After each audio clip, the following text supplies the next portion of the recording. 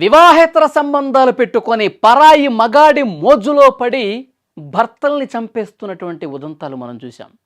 ఒక కంత్రి భార్య తన భర్తను చంపటానికి ఏ విధంగా ప్లాన్ చేసిందో తెలిస్తే నిజంగా షాక్ అయిపోతారు.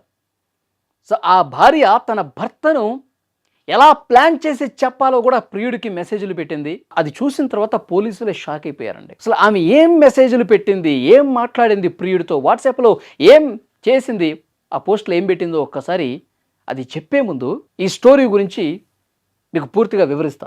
మహబాద్ జిల్లా డోర్నకల్ మండలం చిలుకోడు గ్రామంలో గాదె రాజేశ్వరరావు ఉంటాడు.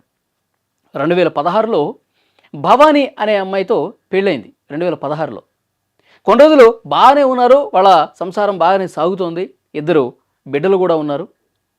అయితే ఇతను ఈ గాదె రాజేశ్వరరావు అక్కడ ఒక ప్రైవేట్ ఆసుపత్రిలో ఏదో పని చేసుకుంటున్నాడు, ఏదో డ్యూటీ చేస్తూ ఉన్నాడు. రోజు లంచ్ టైంలో ఇంటికి వస్తూ ఉంటాడు కదా, ఇంటికి వచ్చి భోజనం చేసి మళ్ళీ డ్యూటీకి వెళ్ళిపోతూ ఉంటాడు. అయితే ఒకసారి మరి రోజు 1:30కో 2కో ఒక టైంలో వెళ్తుంటాడు. కానీ మొన్న 27వ తారీఖు మాత్రం ఒక అరగంట ముందు వెళ్ళాడండి. అక్కడ మరి పని అయిపోయిందో కొంచెం ఫ్రీగా ఉన్నానను ఇంటికి కొంచెం ముందుగా వచ్చాడు. ఇంటి దగ్గర ఒక షాకింగ్ సీన్ కనిపించింది. గాదె రాజేశ్వరరావు ఇంటికి వెళ్తున్నటువంటి క్రమంలో సైదులు అనేటువంటి మరొక వ్యక్తితో, ఒక పరాయి మగాడితో సన్నిహితంగా భార్య ఉండటాన్ని చూశాడు గాదె రాజేశ్వరరావు. చూసి ఇక అనుమానం బలపడిపోయింది. వేరే మగాడి మోజులో పడిపోయి ఈ విధంగా ప్రవర్తిస్తూ ఉంది అని చెప్పి అతనికి అర్థమైపోయి వెంటనే అతను ఏం చేశాడు, ఊరి పెద్దల మధ్య, ఆ చిలుకోడి గ్రామ పెద్దలతో ఒక పంచాయతీ చేశాడు. నా భార్య ఇట్లా ప్రవర్తిస్తుంది, నాకు అసలు నచ్చట్లేదు, నేను ఈమెను వదిలేస్తానని చెప్పి గ్రామ పంచాయతీ పెద్దల ముందు ఈ విషయాన్ని పెడదాం అనుకున్నాడు. అయితే పక్క గ్రామంలో వాళ్ళ బ్రదర్ ఉంటాడు. వాళ్ళ బ్రదరు పక్క గ్రామంలో ఉంటాడు, గాదె శ్రీనివాస్. అతన్ని పిలుచుకొద్దామని చెప్పి ఆ ఊరికి వెళ్తా ఉన్నాడు. ఇక్కడ ఈవిడ గారు ఎవరితో అయితే సన్నిహితంగా ఉందో సైదులు, వాడు వెనకాలే రావటం స్టార్ట్ చేశాడు. నిజంగా వీడికి అర్థమైపోయింది, అంటే వీడు నా భార్యతో ఉన్న వీడు ఇప్పుడు నేను ఊరికి వెళ్తుంటే, అన్న దగ్గరికి వెళ్తుంటే వీడు నా వెనకాల ఎందుకు వస్తున్నాడు అంటే నన్ను ఏదో చేయడానికి ఒక ప్రయత్నం జరుగుతోంది, నన్ను చంపే కుట్ర జరుగుతోంది అని వీడు రివర్స్ వచ్చి వాడిని పట్టుకునే ప్రయత్నం చేశాడు. ఆ సైదులు అనేవాడు తప్పించుకొని రాజేశ్వరం నుంచి దూరంగా పారిపోయాడు. సో వెంటనే అన్న దగ్గరికి వెళ్ళాడు, విషయం మొత్తం చెప్పాడు. మళ్ళీ చిలుకోడు గ్రామానికి వచ్చాడు. భార్య దగ్గరకు వచ్చి భార్య ఫోన్ లాక్కొని చూశారండి. అంటే మొత్తం డేటా, అసలు వీళ్ళు ఏం మాట్లాడుకుంటున్నారు ఏంటన్నది తనిఖీ చేస్తాడుగా భర్త. ఆమె దగ్గర ఫోన్ లాక్కొని అందులో ఉన్నటువంటి ఆ మెసేజ్లు పరిశీలిస్తే సైదులు అనేవాడితో ఏం మాట్లాడిందో తెలుసా? వాడిని చంపేసేయి, నా భర్తని ఇక చంపేసేయి, ఇంట్లో మాత్రం చంపొద్దు, నువ్వేదో అర్ధరాత్రి అపరాత్రి వచ్చేసి ఇంట్లోనే చంపుదాం అనుకుంటామేమో, ఇంట్లో చంపొద్దు, బయటే చంపు, నువ్వు యాక్సిడెంట్ చేసి చంపుతావా లేకపోతే ఎవరికైనా డబ్బులు ఇచ్చి మరీ చంపుతావా అది నీ ఇష్టం, కానీ వాడిని మాత్రం నువ్వు చంపేసేయి, వాడు బతకటానికి వీలు లేదు, వాడిని చంపేసేయి, అది ఎవరు చంపారు మన మీద కేసు రాకుండా చూడు, నువ్వు చంపుతావా లేదా, నీకు 1 వారం రోజులే టైం ఇస్తున్నాం, చంపు, లేదంటే నీ వల్ల కాకపోతే నేను చచ్చిపోతా, నేను ఇతనితో ఇక జీవితంలో నేను ఇతనితో కలిసి బతకలేను, మనిద్దరం కలిసి ఉండాలంటే, మనిద్దరం హ్యాపీగా ఉండాలంటే నా భర్తను నువ్వు చంపేసేయి, బయటే చంపు, రోడ్డు మీదే చంపు, ఎక్కడ చంపుతావు నీ ఇష్టం. ఇది మాట్లాడినటువంటి మాటలు. ఆ సైదులకి ఈ భార్య భవానీ చేసినటువంటి మెసేజ్లు ఇన్స్టాగ్రామ్లో ఉన్నాయి, వాట్సాప్లో ఉన్నాయి. ఇవన్నీ చూసి గాదె రాజేశ్వరరావు ఆ భర్త కూలబడిపోయాడు. ఇంత దారుణమా, ఇంత దుర్మార్గమా, నేను ఏం తక్కువ చేశాను, నేను ఎందుకు ఇంత సైకుల్లాగా బిహేవ్ చేస్తూ ఉన్నారని చెప్పి అతను చాలా బాధతో పంచాయతీ పెట్టి అక్కడ గ్రామ పెద్దలకి ఇవన్నీ చూపించి వెంటనే పోలీస్ కేసు కూడా పెడితే తర్వాత పోలీసులు వచ్చి ఇన్వెస్టిగేషన్లో వాళ్ళని అదుపులోకి తీసుకున్నారు వాళ్ళిద్దరిని. చూడండి, అంటే మనుషులు ఎంత దారుణంగా తయారైపోతున్నారు చూడండి. నీకు నిజంగా ఇష్టం లేకపోతే నేను నీతో బతకలేను, నేను విడాకులు ఇచ్చేస్తున్నాను, నీకు దూరంగా ఉండిపోతానని చెప్పి డైరెక్ట్గా చెప్పి నీకు ఎవడైతే ఇష్టమో వాడితో జీవించు, అంతేగాని ఒకరిని చంపే రైట్ నీకు ఎవడిచ్చాడు? వాడు చస్తేనే మనం సంతోషంగా ఉంటాం, వాడికి జీవితమే లేకుండా చేయాలి, వాడిని మర్డర్ చేసేయాలి, ఇదే నిజంగా ఈ మధ్యకాలంలో ఎంతమంది భార్యలు భర్తలను చంపుతున్నటువంటి కేసులు మనం చూస్తూనే ఉన్నాం. కొంతమంది మహిళలను మాత్రమే అంటున్నాను నేను. ఈ మధ్యకాలంలో మనం చూడలేదా, అక్కడ మేఘాలయ హనీమూన్ మర్డర్ అలాంటిదే కదా, పెళ్ళైంది పట్టుమరి 1 నెల రోజులకు కూడా కాలేదు. మేఘాలయ హనీమూన్ మర్డర్ కేసులో సోనం అనేటువంటి ఆవిడ రాజా రఘువంశీని మేఘాలయ హనీమూన్కి అని చెప్పి నాటకం ఆడి సుపారీ గ్యాంగ్కి డబ్బులు ఇచ్చి 2 లక్షల రూపాయలు ఆ మేఘాలయలో పెద్ద కొండ మీద నుంచి కత్తులతో పొడిచి ఆ లోయలోకి తోసేసిన ఘటన ఇంకా చాలామందికి కళ్ళ ముందు కనిపిస్తూనే ఉంది. మొన్న పూణే దగ్గర ఆ బిజినెస్ మ్యాన్ని ఎంత దారుణంగా చంపేశారండి. ఆ లోయలో పడేసి లోహగడ్డ కోట దగ్గరికి తీసుకుపోయి ఎంత దారుణంగా ఆ లోయలో పడేసి చంపేశారు. ఎంతో మంచి భవిష్యత్తు ఉన్నటువంటి ఆ బిజినెస్ మ్యాన్ ఆవిడ కూడా ప్రియుడు మోజులో పడిపోయి ఎంత దారుణంగా చంపింది. ఇలా చెప్పుకుంటూ పోతే చాలా ఉన్నాయండి. బయటికి కనిపిస్తున్నటువంటి కేసులే కొన్ని ఉన్నాయి, ఇంకా బయటికి రానటువంటి కేసులు చాలా ఉండుండొచ్చు. కానీ కొంతమంది మహిళలు ఎంత సైకోల్లాగా బిహేవ్ చేసి చంపేస్తున్నారో చూస్తున్నాం. ఇలాంటి ఆడవాళ్ళని ఏం చేయాలండి? చాలామంది మగవాళ్ళు కూడా పెళ్ళిళ్ళు చేసుకోవటానికి భయపడుతున్నటువంటి మగాళ్ళు కూడా ఉన్నారు. ఈ మధ్యకాలంలో చూస్తూ ఉన్నాను నేను. పెళ్లి చేసుకుంటే ఎవరు డ్రమ్ములో పడేసి చంపేస్తారు, ఎవరు లోయలో పడేసి చంపేస్తారు, ఎవరు యాక్సిడెంట్ చేపించి చంపేస్తారు. వద్దు నాయనా పెళ్ళి అని చెప్పి చాలామంది మగవాళ్ళు పెళ్లి చేసుకోవడానికి భయపడుతున్నారు. ఇలాంటి కొంతమంది సైకో మహిళల వల్ల. డెఫినెట్గా ఈ కేసు గురించి మీరేమంటారు? ఇక్కడ మన తెలంగాణ రాష్ట్రంలో మహబాద్ జిల్లా డోర్నకల్ మండలం చిలుకోడు గ్రామంలో జరిగినటువంటి ఈ ఘటన మీద మీరు ఎలా స్పందిస్తారు?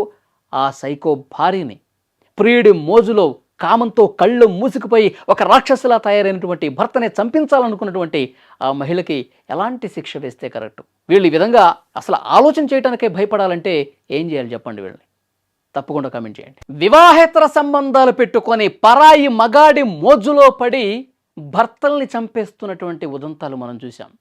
ఒక కంత్రి భార్య తన భర్తను చంపటానికి ఏ విధంగా ప్లాన్ చేసిందో తెలిస్తే నిజంగా షాక్ అయిపోతారు. సో ఆ భార్య తన భర్తను ఎలా ప్లాన్ చేసి చెప్పాలో కూడా ప్రియుడికి మెసేజ్లు పెట్టింది. అది చూసిన తర్వాత పోలీసులే షాక్ అయిపోయారండి. అసలు ఆమె ఏం మెసేజ్లు పెట్టింది, ఏం మాట్లాడింది ప్రియుడితో, వాట్సాప్లో ఏం చేసింది, ఆ పోస్ట్లో ఏం పెట్టిందో ఒక్కసారి అది చెప్పే ముందు ఈ స్టోరీ గురించి మీకు పూర్తిగా వివరిస్తా. మహబాద్ జిల్లా డోర్నకల్ మండలం చిలుకోడు గ్రామంలో గాదె రాజేశ్వరరావు ఉంటాడు.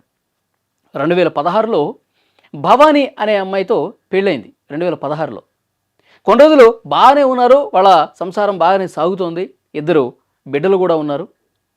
అయితే ఇతను ఈ గాదె రాజేశ్వరరావు అక్కడ ఒక ప్రైవేట్ ఆసుపత్రిలో ఏదో పని చేసుకుంటున్నాడు, ఏదో డ్యూటీ చేస్తూ ఉన్నాడు. రోజు లంచ్ టైంలో ఇంటికి వస్తూ ఉంటాడు కదా, ఇంటికి వచ్చి భోజనం చేసి మళ్ళీ డ్యూటీకి వెళ్ళిపోతూ ఉంటాడు.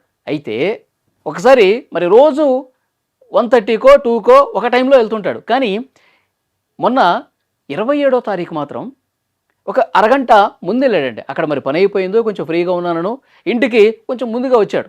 ఇంటి దగ్గర ఒక షాకింగ్ సీన్ కనిపించింది.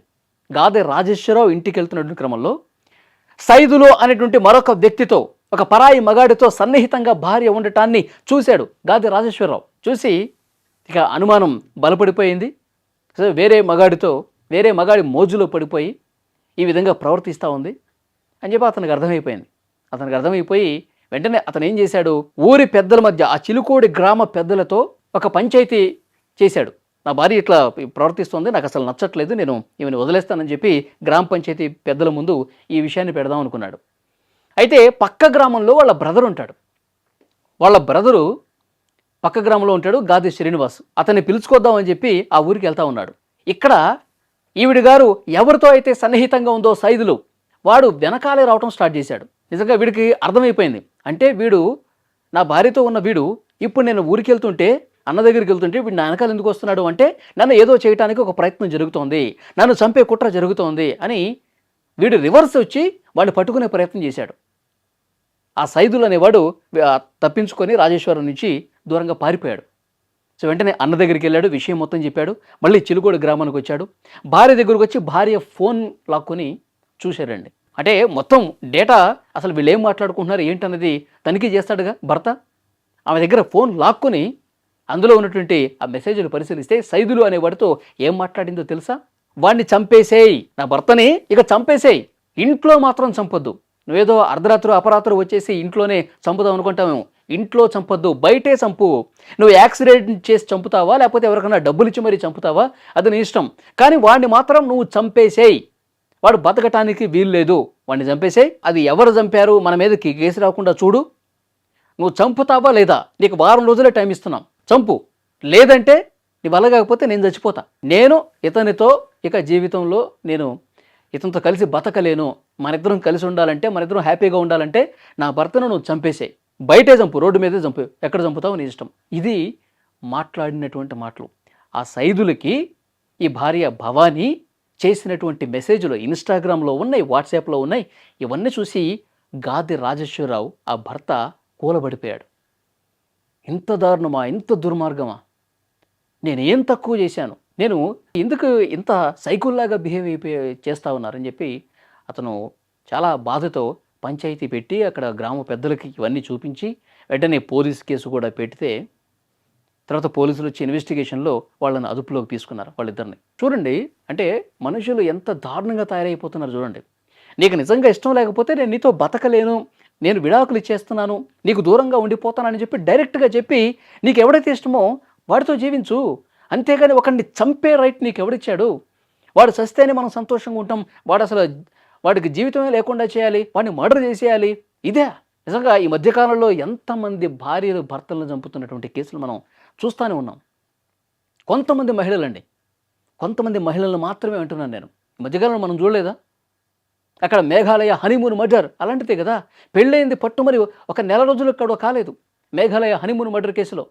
సోనం అనేటువంటి ఆవిడ రాజా రఘువంశిని మేఘాలయ హనీమూన్కి అని చెప్పి నాటకం ఆడి సుపారీ గ్యాంగ్కి డబ్బులు ఇచ్చి 2 లక్షల రూపాయలు ఆ మేఘాలయలో పెద్ద కొండ మీద నుంచి కత్తులతో పొడిచి ఆ లోయలోకి తోసేసిన ఘటన ఇంకా చాలామందికి కళ్ళ ముందు కనిపిస్తూనే ఉంది. మొన్న పూణే దగ్గర ఆ బిజినెస్ మ్యాన్ని ఎంత దారుణంగా చంపేశారండి. ఆ లోయలో పడేసి లోహగడ్డ కోట దగ్గరికి తీసుకుపోయి ఎంత దారుణంగా ఆ లోయలో పడేసి చంపేశారు. ఎంతో మంచి భవిష్యత్తు ఉన్నటువంటి ఆ బిజినెస్ మ్యాన్ ఆవిడ కూడా ప్రియుడు మోజులో పడిపోయి ఎంత దారుణంగా చంపింది. ఇలా చెప్పుకుంటూ పోతే చాలా ఉన్నాయండి. అంటే బయటికి కనిపిస్తున్నటువంటి కేసులే కొన్ని ఉన్నాయి, ఇంకా బయటికి రానటువంటి కేసులు చాలా ఉండుండొచ్చు. కానీ కొంతమంది మహిళలు ఎంత సైకోల్లాగా బిహేవ్ చేసి చంపేస్తున్నారో చూస్తున్నాం. ఇలాంటి ఆడవాళ్ళని ఏం చేయాలండి? చాలామంది మగవాళ్ళు కూడా పెళ్ళిళ్ళు చేసుకోవటానికి భయపడుతున్నటువంటి మగాళ్ళు కూడా ఉన్నారు. ఈ మధ్యకాలంలో చూస్తూ ఉన్నాను నేను. పెళ్లి చేసుకుంటే ఎవరు డ్రమ్ములో పడేసి చంపేస్తారు, ఎవరు లోయలో పడేసి చంపేస్తారు, ఎవరు యాక్సిడెంట్ చేపించి చంపేస్తారు. వద్దు నాయనా పెళ్ళి అని చెప్పి చాలామంది మగవాళ్ళు పెళ్లి చేసుకోవడానికి భయపడుతున్నారు. ఇలాంటి కొంతమంది సైకో మహిళల వల్ల. డెఫినెట్గా ఈ కేసు గురించి మీరేమంటారు? ఇక్కడ మన తెలంగాణ రాష్ట్రంలో మహబాద్ జిల్లా డోర్నకల్ మండలం చిలుకోడు గ్రామంలో జరిగినటువంటి ఈ ఘటన మీద మీరు ఎలా స్పందిస్తారు? ఆ సైకో భార్యని ప్రియుడి మోజులో కామంతో కళ్ళు మూసుకుపోయి ఒక రాక్షసులా తయారైనటువంటి భర్తనే చంపించాలనుకున్నటువంటి ఆ మహిళకి ఎలాంటి శిక్ష వేస్తే కరెక్ట్? వీళ్ళు ఈ విధంగా అసలు ఆలోచన చేయడానికే భయపడాలంటే ఏం చేయాలి చెప్పండి? వీళ్ళని తప్పకుండా కామెంట్ చేయండి.